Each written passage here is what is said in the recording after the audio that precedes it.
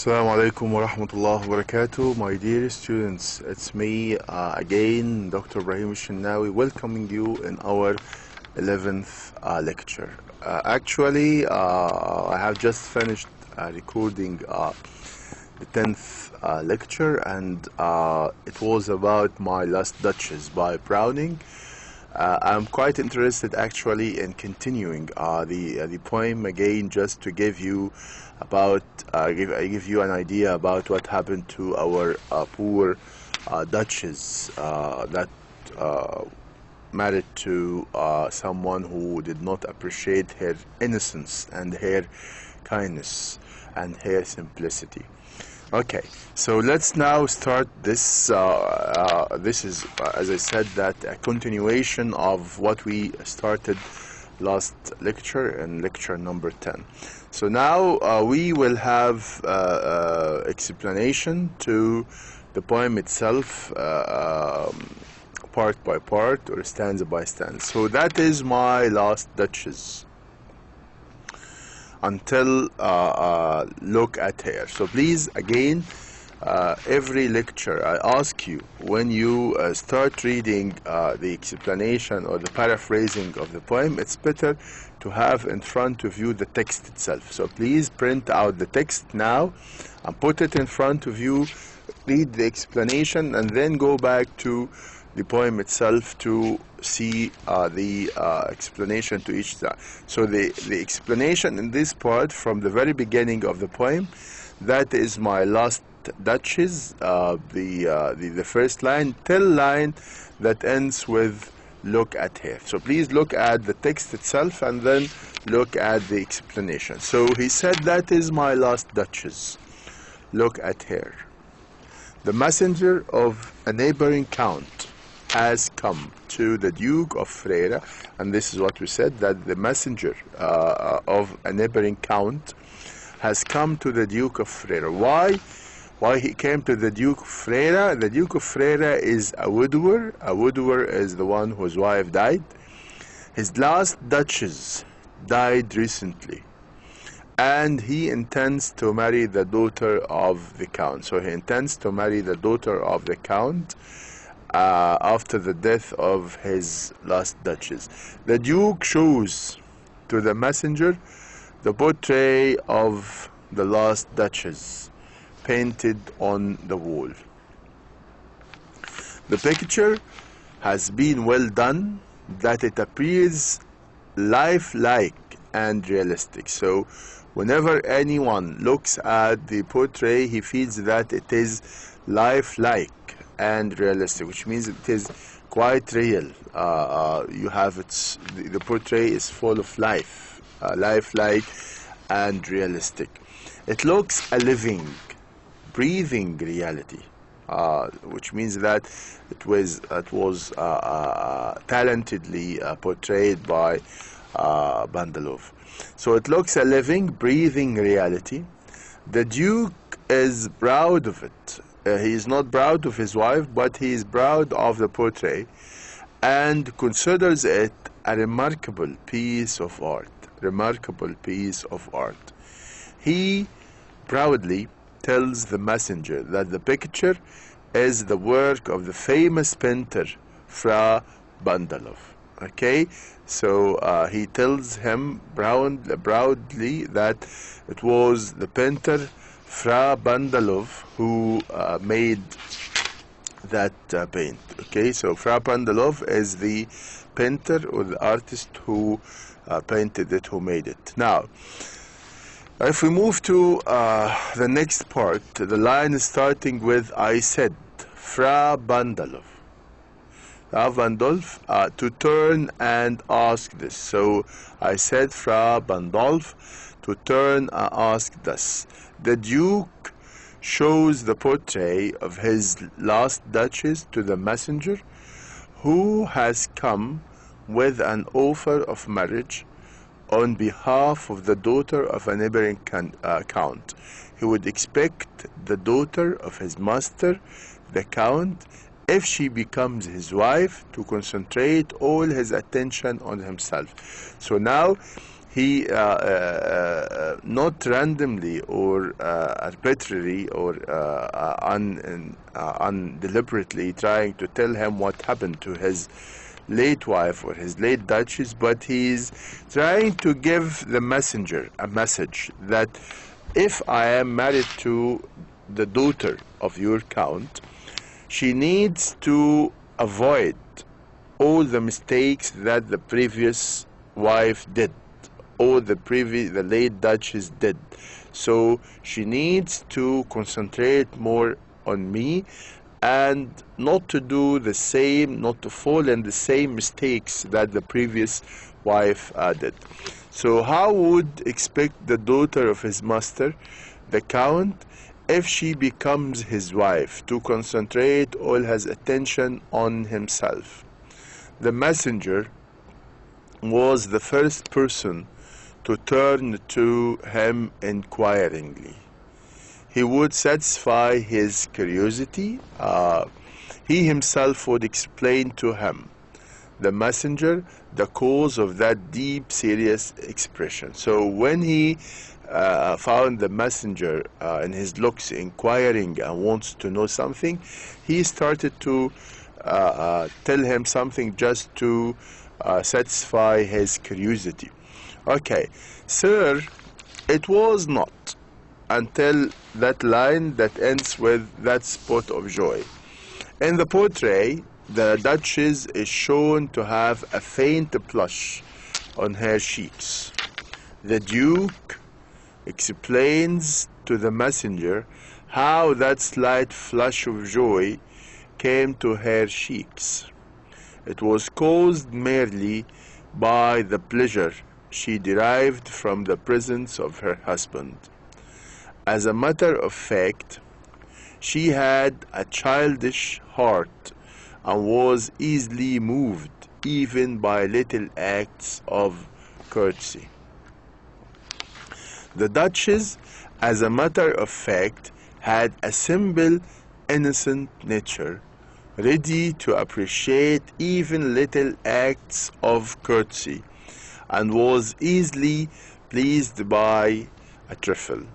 But the Duke regards it as rather childish on her part. So he considers his wife's behavior as a childish behavior. She was not a grown-up woman in his view.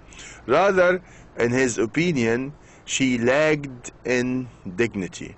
He would expect a more proper behavior from his second wife. So he would expect a more proper behavior from his second wife. And this is his main aim here, is that he would expect a more proper behavior. So all these conducts or behaviors done by his previous wife should not be done by his second wife or his wife to be. Okay, so now she had a heart. Again, speaking about his last duchess, he said she had a heart. How shall I say? Until you find that line on plush at least. The Duke further tells the messenger that the last duchess had a very simple, childish nature. He fails to find suitable words to describe her childish simplicity. So he's saying that she is very simple to the extent that she might appear as a naive person, a child person. So words to describe her childish simplicity. She was pleased by trifles. She likes everything she looked at. She likes, please do not forget to put S here. She likes everything she looked at. She liked everything she looked at, so please put D. She could not judge and distinguish between what was really worthwhile and what was not. She could not, as we said at the very beginning, she could not differentiate between what's valuable and what's not valuable, between something unique and something normal or ordinary.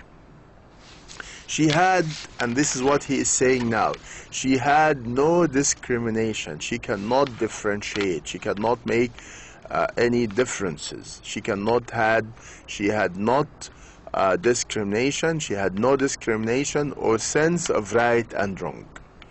The Duke is critical of the dead Duchess. He is very critical. He did not want her to do this. He refused and he rejected. He criticized her behavior and her conduct. So his vanity, and this is the reason why he was refusing and rejecting and criticizing his behavior, because of this, because of his vanity. Vanity means his pride, his arrogance. So his vanity, he was an arrogant person. So his vanity is hurt, his arrogance, his pride is hurt at the very thought that she treated his own presents as bar with petty trifles given to her by others. So he said that if I gave her a present, she dealt with the same, she acted in the same way to my present, the same as any other one gave to her another present. So if he gave her a bracelet or whatever, or a ring, an expensive ring or something, so she reacted in the same way as someone gave her a rose or something. So that made the Duke quite angry, that she did not make that difference, she did not make that discrimination between his present, his valuable presents and the other presents given to her. Actually, let's go to, okay. She thanked men anybody's gift. The last Duchess again was simple, innocent, and frank-hearted. She was frank-hearted. She thought there was no harm in thanking those who showed her even a trifling courtesy. And I don't think that this is something bad in that woman, because we have to treat others decently, and we have to act in a decent way, react in a decent way if others give us some presents, even if these presents are not that valuable. But just to think and to remember someone, to give him or to give her a present, this is something nice, this is something valuable. So the action itself is more valuable than than the gift itself. Okay, and I think you agree with me. You do agree with me about this. So things are not taken by its value. I know now the girls would not agree with me because I know that you are mad about gold, jewelry, and all these things. So you might agree with the Duke against me now. I'll wait actually your opinions, inshallah, and your views when we meet in the second live session, inshallah.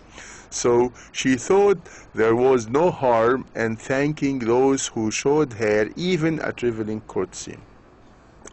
She would appreciate even the slightest courtesy shown to her. The Duke did not like this, and this is the problem. He did not like her behavior and her conduct in this way. Okay, now let's move to the next one. His bride was hurt. She could not differentiate between the gift of rank and position that he had given her and the petty trifles that others presented to her. She thanked everybody in the same way.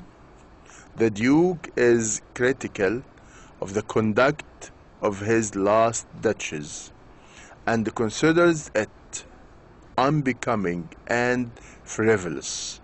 In his opinion, she lacked in dignity and intelligence. So he believed that she lacked in dignity and intelligence. Who would stoop? I choose never to stoop.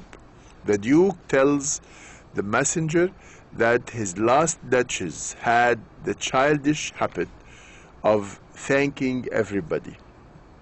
So he considers thanking everybody is like a childish habit.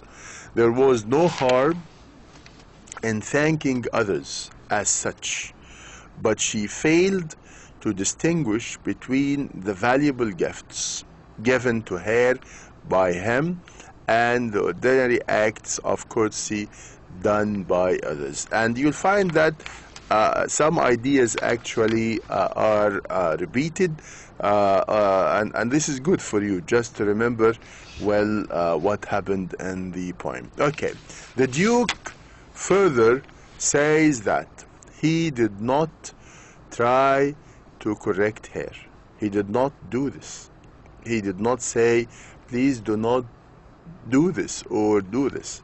So he did not correct her. He just watched, and he made his decision at the end, which was completely against his wife. So he said, the Duke further says that he did not try to correct her and put an end.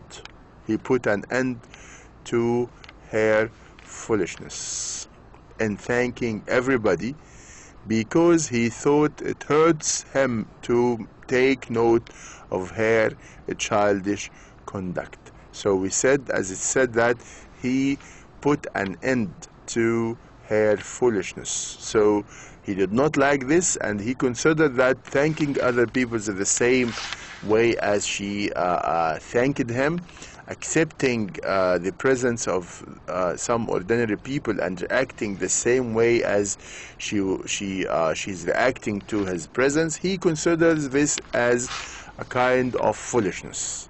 So, and he decided to stop, to put an end to this foolishness by maybe ordering someone to end her life.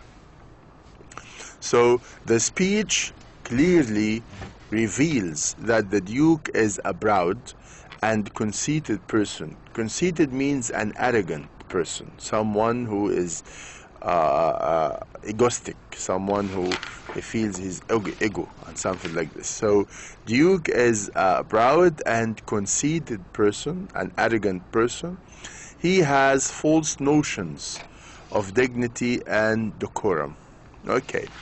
Oh, sir, she smiled.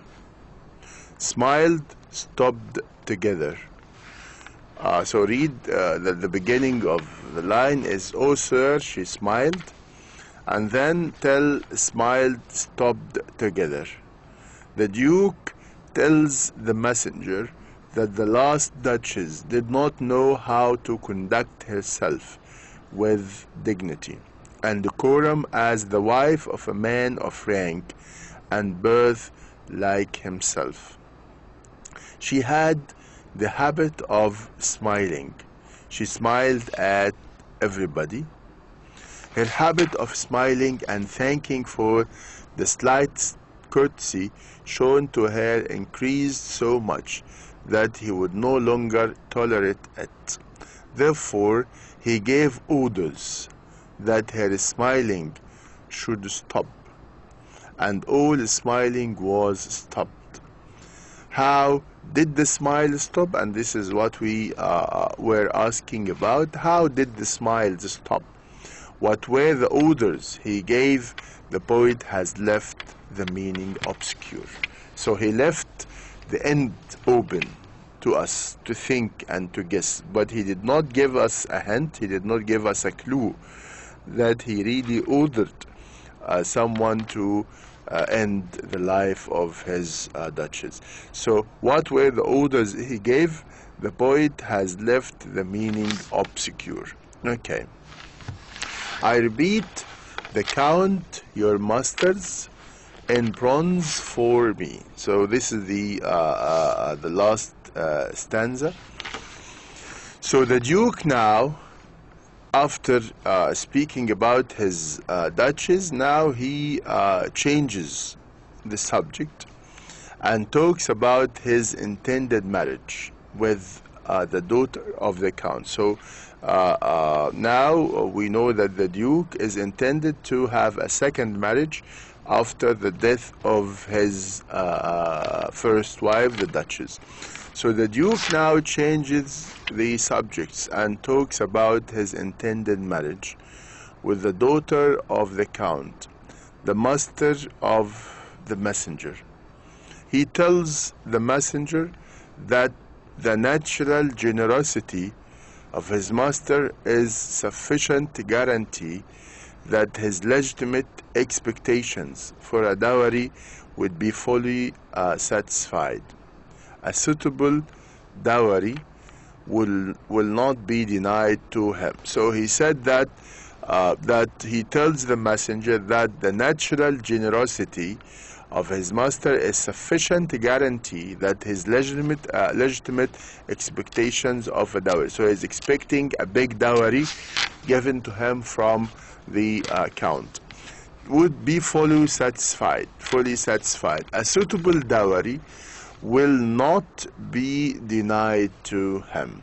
Then, very cunningly, he adds that, of course, his primary interest is not the dowry, but in the fair daughter of the count. And as I said, that in order not to appear as a greedy person looking for money, looking for the dowry, he said that it is not the dowry that I mainly need or concerned about, but I'm concerned mainly about the daughter of the count. Okay, now we have already finished the explanation of the poem. Let's now move to another point, which is the analysis of the poem. So we have the poem My Last Duchess. It was written in 1842 by Robert Browning.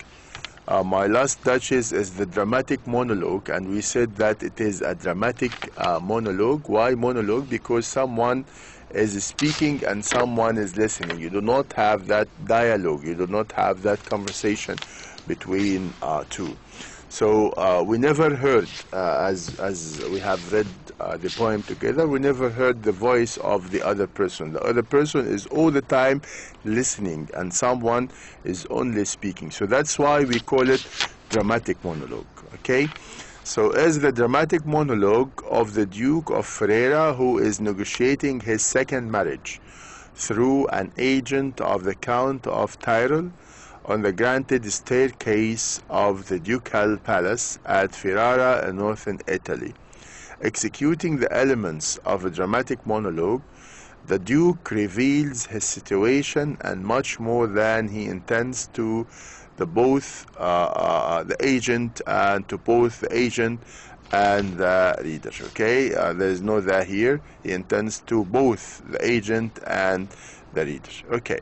Using iambic pentameter, and this is what I said, you need to make a column in the table that I spoke about previously, that using iambic pentameter, so you write that the rhyme scheme for this poem is AABB. Couplet: Robert Browning reveals the horrifying story of the murder of the Duke's previous wife through the Duke's conversation with the agent. As the Duke attempts to paint an inaccurate picture of himself to the agent, desiring to appear as a noble, he tries all the time, as you can notice, he tries to appear all the time as a noble person, but abused and caring, loving husband who had no choice but to murder his brideful, disrespectful wife. The Duke's true controlling and manipulative, jealous nature is revealed. He could not hide his true nature, that he is a murderer, that he is a jealous person, that he is conceited and arrogant, someone who is full of pride, full of egotism, someone who does not accept his wife to treat people the same as she is treating him. All these things made him a murderer who decided to put an end to an innocent, simple lady, his duchess. Okay, now type of work. The type of work that we have here, My Last Duchess, is again a dramatic monologue, and we said why it is a dramatic monologue. Just mono means one, a poem with a character who presents an account centering on a particular topic. This character speaks all the words in the poem. He is this is an explanation of the dramatic monologue. During his disclosure, the speaker intentionally or unintentionally intentionally reveals information about one or more of the following: his personality, his state of mind, his attitude toward his topic, and his response or reaction to developments relating to his topic. The main focus of a dramatic monologue is this personal information, not the topic which the speaker happens to be discussing. The word monologue is derived from a Greek word meaning to speak alone, and this is the word monologue is derived from a Greek word meaning to speak alone. Publication: Browning first published poem under the title One Italy in 1842 in Dramatic Lyrics. Dramatic Lyrics is the book in which he published this poem in Dramatic Lyrics, a collection of 16 Browning poems. So this poem was published plus 16 other poems in the same book called Dramatic Lyrics. Browning changed the title. Browning here, this is not Brown, Browning, you add ing. Browning changed the title of the poem to My Last Duchess. It was first One Italy, and he turned it to be My Last Duchess before republishing it in 1849 in another collection called Dramatic Romances and Lyrics. So in the very beginning he published it in Dramatic Lyrics, but later he when he republished it was republished in what we call Dramatic Romances and Lyrics. Okay, setting and background. Setting means the place in which this poem happened. So the setting of My Last Duchess, a highly acclaimed 1842 poem by Rupert Browning, is where did it happen? It happened in the palace of the Duke. Of course, you know the meaning of the word palace, of the Duke of Ferrara, only a day in October 1564. Okay, concerning the characters that we have in this poem, so you feel that it's like a story, it's like a novel, it's like a play. You have some characters here. What are the characters in this poem? The characters: we have the speaker or the narrator is the Duke of Ferrara. The speaker is the Duke of Ferrara. Browning appears to have modeled him after Alfonso II, who ruled Ferrara from 1559 to 1597. Alfonso was married 3 times. This is a real person, but had no children. Of course, now he is speaking here about the real person, not the Duke. The poem reveals him as a proud, possessive, and selfish man and a lover. So he appeared like a selfish man and a lover of the arts. He regarded his late wife as a mere object. So he regarded his late wife as a mere object who existed only to please him and to be hiding, to be his biding. Duchess, the late wife of the Duke Browning, appears to have modeled hair after Lucrèce de Mercy, a daughter of Cosme de Mercy, which happened in 1519 and 1574. Imagery of the Count of Tyrol. The imagery has no speaking role. He simply listens as the Duke of Ferrara tells him about the late Duchess of Ferrara, and this is the emissary or the messenger, as we said, that all the time you find him listening, and never we hear his voice. So the imagery has no speaking role.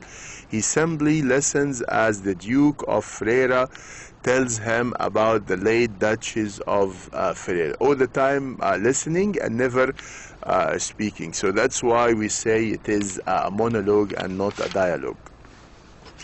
Then Count of Tyrol, of course, who did not appear in the poem, but we know who is Count of Tyrol. He is the father of the Duke's bride-to-be. So he is the father of the expected wife to the Duke. Daughter of the Count of Tyrol, and also she never appeared, but she is the Duke's bride-to-be, the one expected to be his wife. And then the last character we have is Fra Bandolf, who is the Duke mentions him as the artist who painted the fresco. Okay, so Fra Bandolf is the one who painted the portrait. Okay, now let's end our lecture with the model question that we used to have in our the end of each of our lectures. We have here just one question like this: the speaker in My Last Duchess is. Who is the speaker? It's a very simple question. Is it the Duchess, the Queen, the Duke, the messenger? Of course, you know, definitely now we know the answer. The answer is the Duke, which is correct letter is letter C. So the Duke is the speaker in My Last Duchess. Okay, so your final exam, inshallah, will be quite easy, the same like this one. Please, you need to go very quickly to study hard to achieve great success. I trust you. I'm quite sure that inshallah, if you study the materials that you have, are enough to you. You need to study them, and definitely inshallah you will be pleased with the final exam, and I'm quite sure that inshallah you will get high marks in it. Thank you very much. I enjoyed being with you. Inshallah, see you in the coming lectures. Please study hard, and if you have any questions, I'll be pleased to hear your questions. You know now my office hours. Anytime you find yourself have any question, please do not hesitate to call me. Thank you very much. All the best to all of you. See you inshallah in the coming lectures. Thank you very much. Assalamu alaikum wa rahmatullahi wa barakatuh.